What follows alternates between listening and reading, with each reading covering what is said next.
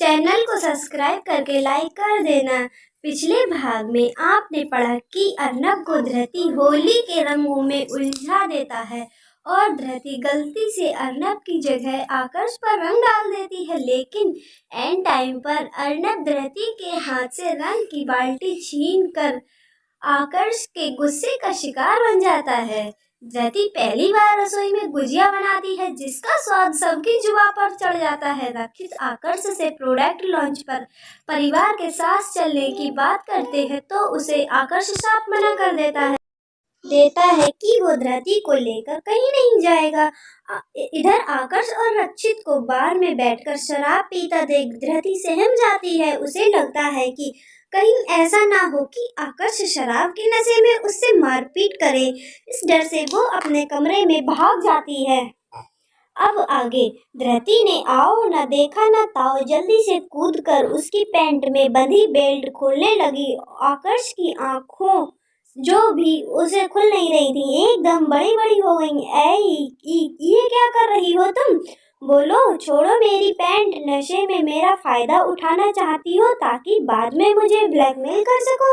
उसकी बातों को अनसुना करते हुए धृति का पूरा ध्यान उसकी कमर की बेल्ट को खींचने में लगा था। इसी खींचतानी में आकर्ष लड़खड़ाता हुआ सोफे पर उसके ऊपर गिर गया।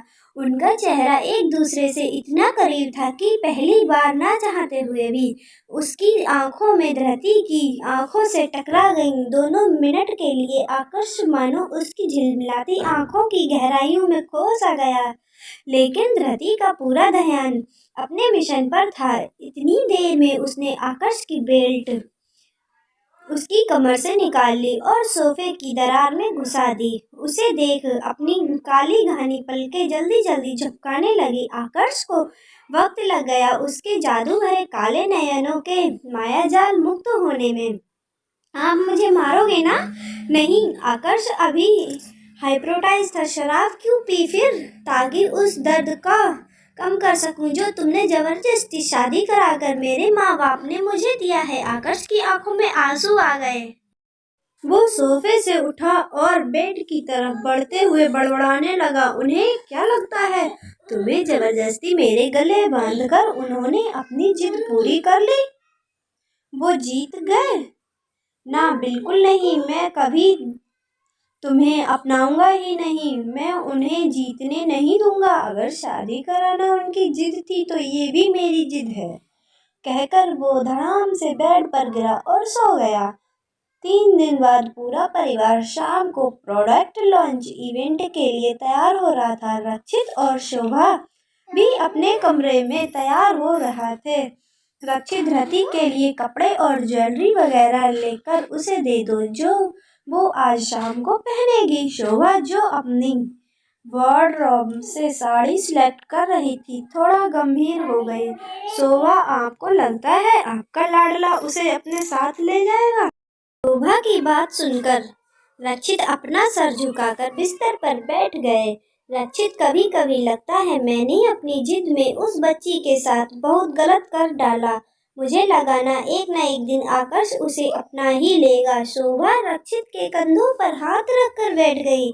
शोभा, नहीं रक्षित, आपने कुछ भी गलत नहीं किया। पहले मुझे भी पसंद नहीं थी वो, लेकिन अब धृति के घर आने के बाद मुझे लगने लगा है कि आकर्ष उससे प्यारी जीवन साथी कभी नहीं मिल सकती थी और इस बात को आपका लाडला जल्द ही समझ जाएगा। रक्षित को पता नहीं उस मासूम पर क्या बीतती होगी जब ये उसके साथ ऐसा व्यवहार करता होगा। शोभा ने रक्षित का हाथ पकड़ते हुए कहा, कुछ भी नहीं सोचिए, हम है ना अपनी बहू को प्यार देने के लिए। शोभा ने एक ब्यूटी पार्लर में कॉल करके एक असिस्टेंट को बुलवाया और उसे धृति को तैयार करने को कहा। शाम को सभी तैयार होकर धृति को वेट कर रहे थे। आकर्ष ऑफिस से आने ही वाला था। पार्लर वाली धृति को लेकर उतरती है। पार्लर और व्हाइट फूलों वाली सिंपल सी ऑर्गेन्जा साड़ी में बालों का सुंदर सा जूड़ा बनाए धृति ने गले में अपनी सासू माँ का दिया हुआ पतला सा डायमंड नेकलेस पहना था। कानों में मैचिंग के छोटे छोटे इयररिंग्स थे और हाथों में डायमंड के जुड़वा कंगन।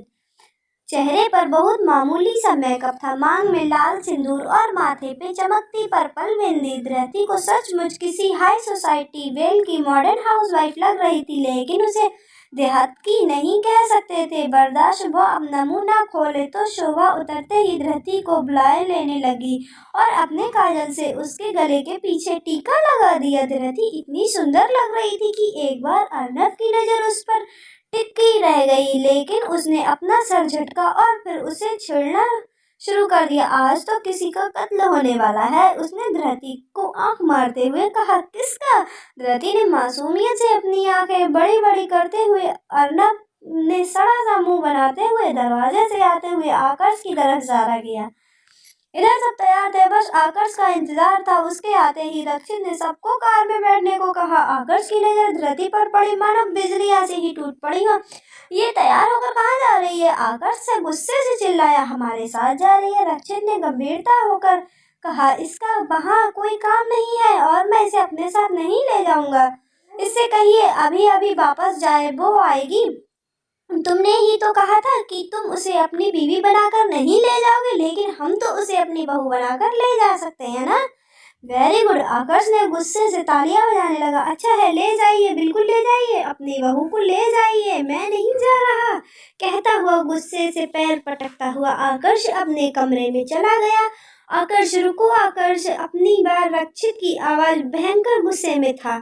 अगर तुम इस वक्त वापस नहीं आए तो मैं तुम्हारी जगह अर्नब को कंपनी का मैनेजिंग डायरेक्टर बना दूंगा। आकर्ष के कदमों सीढ़ियों पर ही रुक गए।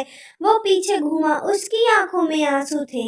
एक बार बिजनेस से बेदखल करने की धमकी देकर आपने जबरदस्ती एक गंवार औरत को मेरे गले बांध दिया। अब फिर वही धमकी। मगर आज अगर मैं किसी धमकी के आगे झुका तो आप जिंदगी भर मुझे झुकाते रहेंगे। अर्नब को मैनेजिंग डायरेक्टर बनाना है ना, आपको बना दीजिए। मैं अभी 15 मिनट में आपको रिकग्निशन भेजता हूँ। आकर्ष बेटा सुन तो, शोभा उसे रोकती हुई बोली। अर्नब का तो सर घूम ही गया। मैं और मैनेजिंग डायरेक्टर, मैनेजमेंट का तो माँ भी मुझे नहीं आता है। एग्जाम में पीछे बैठे विद्युत की कॉपी टीप कर तो मैं पास होता हूँ जैसे तैसे। मैं क्या घंटा बिजनेस संभालूंगा? अब तो मुझे भाई को मनाना ही पड़ा, वरना डैड मेरे सर पर बिजनेस की तलवार टांग देंगे। इधर कोने में खड़ी धरती की काजल और लाइनर से सजी हुई गोल मोल आंखों में समुंदर उमड़ आया। इससे पहले उसे आकर्ष की बातों का कभी बुरा नहीं लगा, लेकिन आज सबके सामने, यहाँ तक कि नौकरों के सामने आकर्ष ने उसकी कितनी बेइज्जती कर डाली। वो रक्षित और शोभा को देखे बिना दौड़ते हुए दादी माँ के कमरे में चली गई और उनकी गोद में सर रखकर रोने लगी। क्या हुआ हमारी सोना चिड़िया को? देखी तनी कितनी सुंदर लग रही है हमारी बिटेवा, कहते हुए दादी ने दुलार करते हुए उसका सुंदर सा चेहरा अपने हाथों में ले लिया। अरे रोती काहे है हमारी चिड़िया? कोई कछु कहे क्या चिकुआ का कुछ कहिसका? दादी धरती की लाड़ बरसाती हुई बोली। दादी की बात सुनकर धरती ने बच्चों की तरह दोनों हाथों से अपने आंसू पोंछते हुए कहा। चिकुआ कौन है दादी अम्मा? अरे तोहार पति आकर्ष बिटवा को छोटे पर हम सब चीकू ही तो बुलावत रहे। अभी तक रो रही धरती दादी की बात सुनकर खिलखिलाकर हंस पड़ती है। उसकी आंखों की कोरे अभी तो गीली थी। ही सच्ची दादी, इनका बचपन का नाम चीकू था क्या? दादी धरती को आकर्ष के बचपन के किस्से सुनाने लगी। धरती मजे से दादी की गोद में सिर रखे हुए अपने खड़ूस पति के बचपन की शैतानियों को सुनकर हंसे जा रही थी। वो अपनी सारी तकलीफें भूल गई। नीचे जो कुछ भी हुआ मानो अब कुछ याद ही ना हो।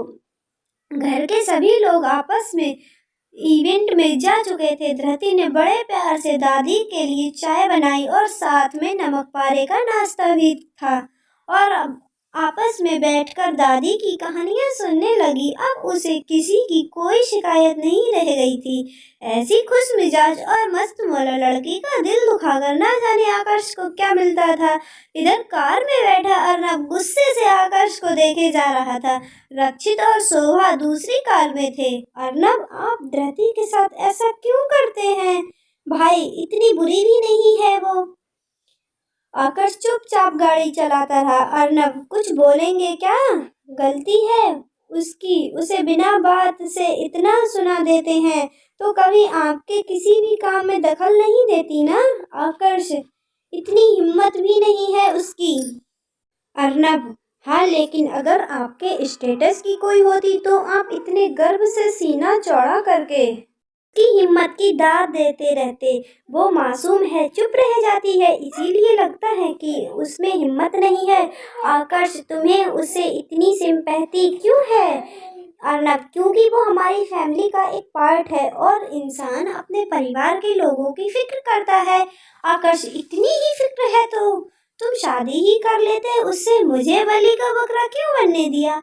अर्नब ने अपने सिर झुका लिया। अगर मम्मी पापा ने पूछा होता तो धृति जैसी लड़की के लिए मैं खुशी खुशी हाँ कर देता।